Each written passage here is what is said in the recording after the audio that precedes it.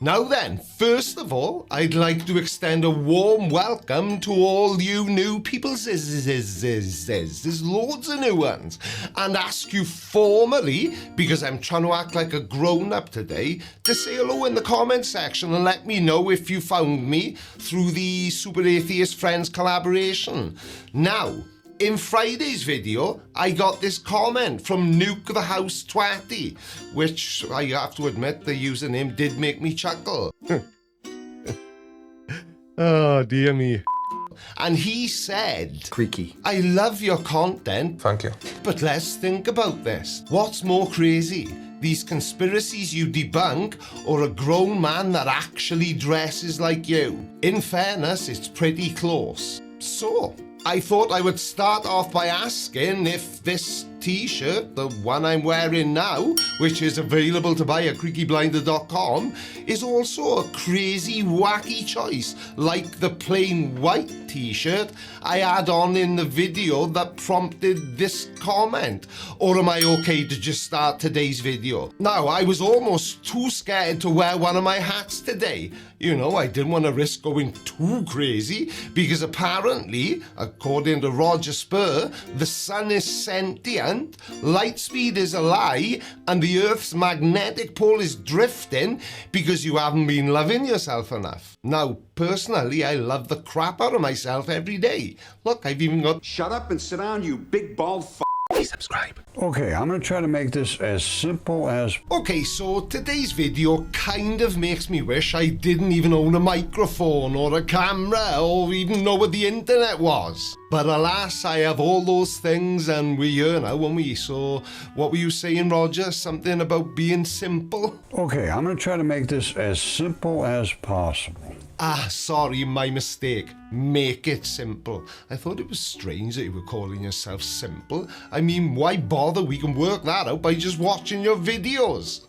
If you look at the visible spectrum... Hang on a second, spectrum. I'm not sure I like where this is going. Fellow kids. Are you calling me childish? If you look at the visible spectrum, all right, these are the different colors. Red is slow light, and light doesn't flap like a wave. Light spins. What? A little ball of light, basically. It's a photon. And there's two, the black and the white, and it spins. And as it goes through space, it hits other things, and when it hits it actually slows down and stretches. You'd think it would push together, it doesn't. That's a fast light. As it hits, it goes boom, boom, boom. Because as it hits, it doesn't just hit it and slow down. It boom, boom, boom, boom, boom, boom, boom, boom, boom, boom, boom, boom, and it goes longer like that.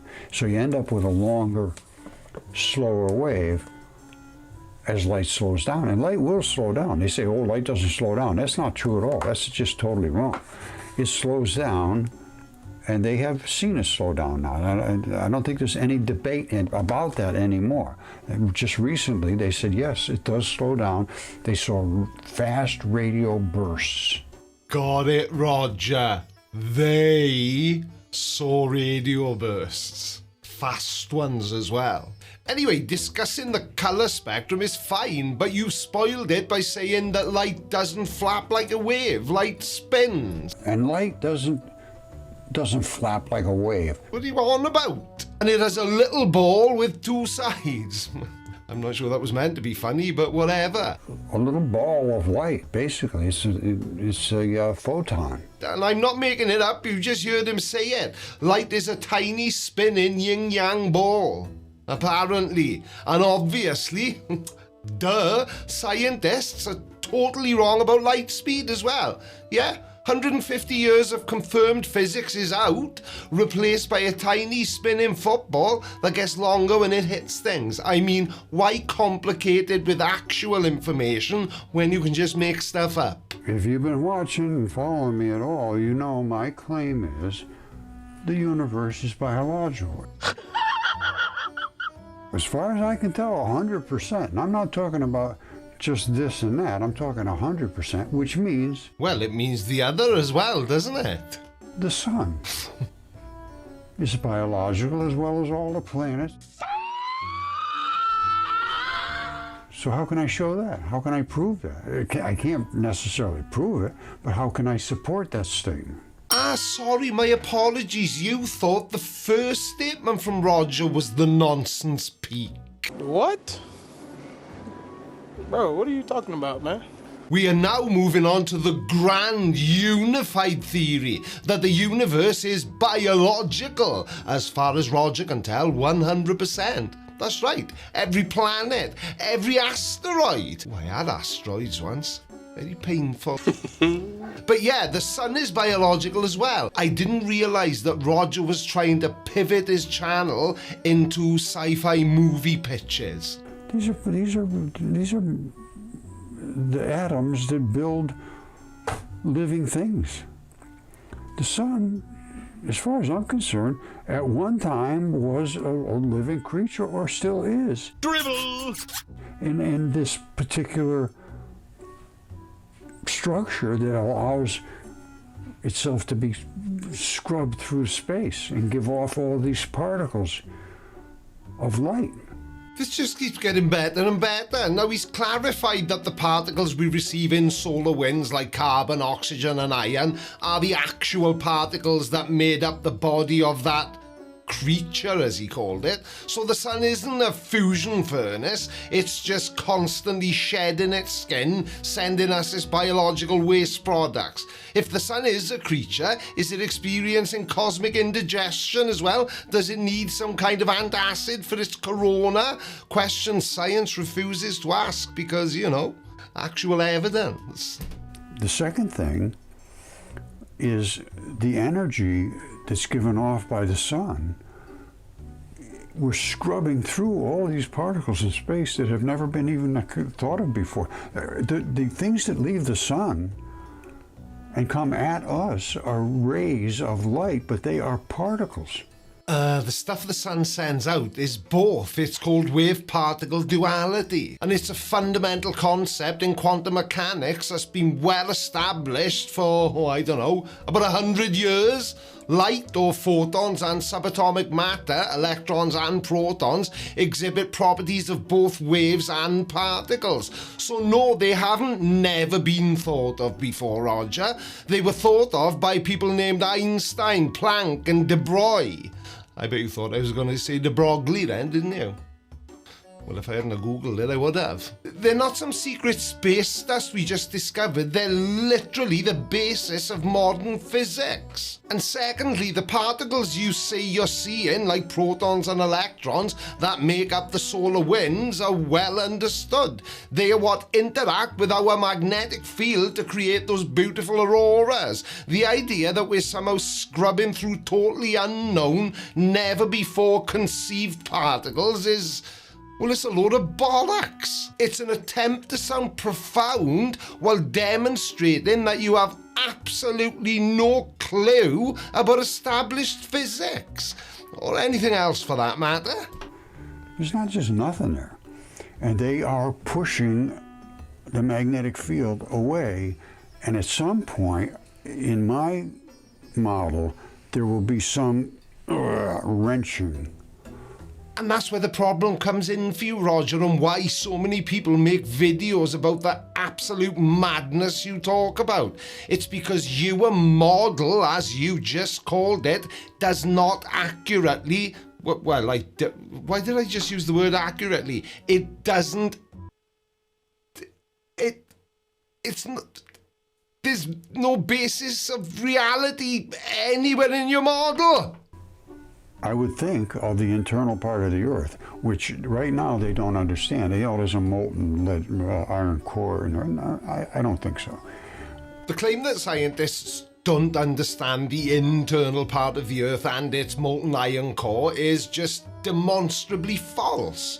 We don't just think there's a molten iron core, we've directly measured its effects using seismology. When an earthquake occurs, it generates P waves, or pressure waves, and S waves, shear waves. P waves can travel through liquids, but S waves can't. And by analysing the shadow zones where the S waves mysteriously vanish and the way the P waves are refracted or bent, scientists conclusively conclusively demonstrated that the outer core is a liquid of molten iron and nickel, and this isn't guesswork either, Roger. It's a confirmed physical reality, like knowing that the sky is blue. So when our expert here says, I don't think so, he's essentially saying, I reject the scientific model that underpins the very thing I'm trying to ramble on about as if I know what I'm talking about.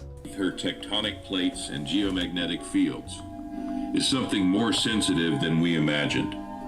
A spiritual mirror, a planetary soul. That's inside and when the Earth. humanity lives in harmony with the Creator, with one another, with the rhythms of the natural world, the Earth is still. Hang on a second, Roger. Look, for a start, that's an AI video. Even you should be able to tell the difference. And secondly, we all already know that you think in exactly that way. You believe that God created the Earth 6,000 years ago. So what purpose does it serve you to show us this video?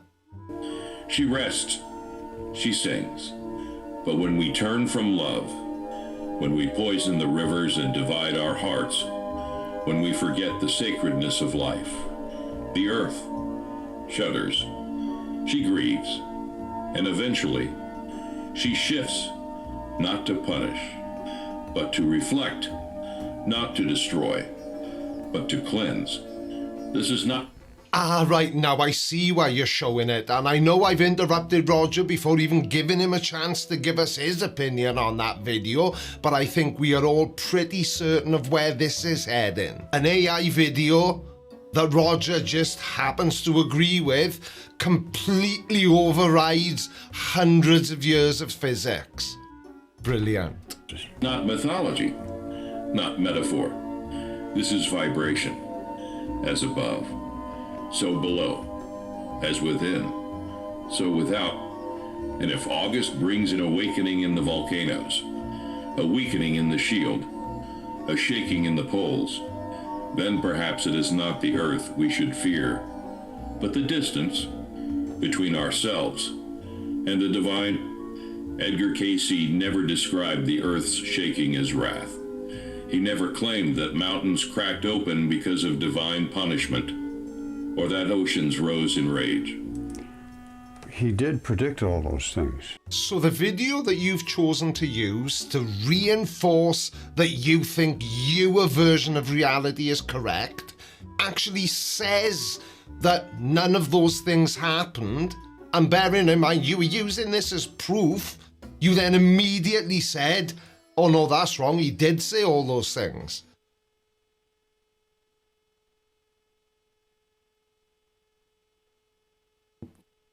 I mean, okay. Well, that's happening right now. Now, why would he say that when volcanoes awaken and the crust weakens? That means that the structure of the Earth is becoming floppy. Basically, that's what, to me. The floppy Earth hypothesis, that's a new one on me, I've got to be honest. So you've heard the words volcanic activity and concluded with the depth of analysis you'd expect from a puddle that the structure of the Earth is becoming floppy. This is the kind of leap in logic that requires a parachute and a very slow computer. Thank you all so much for watching.